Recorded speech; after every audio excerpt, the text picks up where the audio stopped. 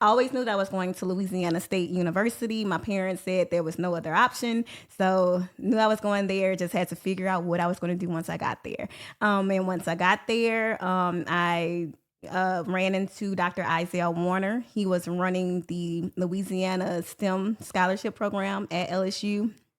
I interview for it. It was a 3-day interview process.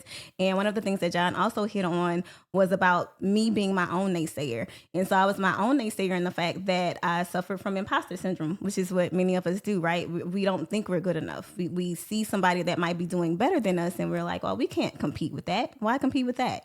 And so that's what I thought when I went to this interview process. I was like, these students were from all over the country, going for this same scholarship. And here I was, just this girl from the 70805, thinking that I wanted to do something in science and, just trying to figure it out, right? So when I got into the interview process, I legit was like, I can't do it. I'm not going to do it. I sat outside on the steps of the student union, called my mom and was like, Mama, come pick me up. I was like, this ain't it. So, but, I always say, I was growing up I grew up in a Christian household. And, I thought back to my faith. And, we all know that if you have faith as strong as a grain of a mustard seed, right? And so my mom and my dad not only told me that, but the way that I feel like God worked in my life, I always say he put angels in my path every time that I thought I couldn't do something. So as I sat on the steps of the LSU Union, Dr. Warner himself comes outside and he's like, what are you doing out here? And I was like, oh, I'm about to go home. I don't even know why I thought I could, play in the big leagues. And he was like, let me tell you a story about a boy from Bunkyville, Louisiana. So long story short, he told me about himself. Similar background. Well, he was a country boy. I was a girl from the hood.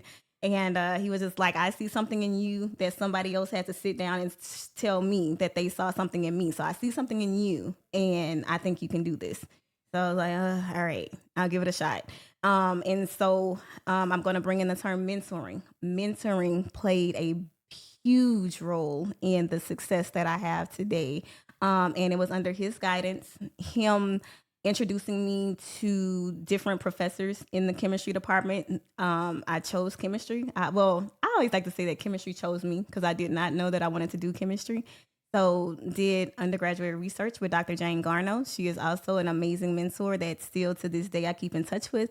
And really, it was those two, what I call my heavy hitter mentors, and then other mentors that, I don't want to leave anybody's names out, but, those mentors that helped guide me and steward me. And just like I say, by happenstance and just God's little angels along the way, I, decided to continue with chemistry, and chemistry continued to love me back.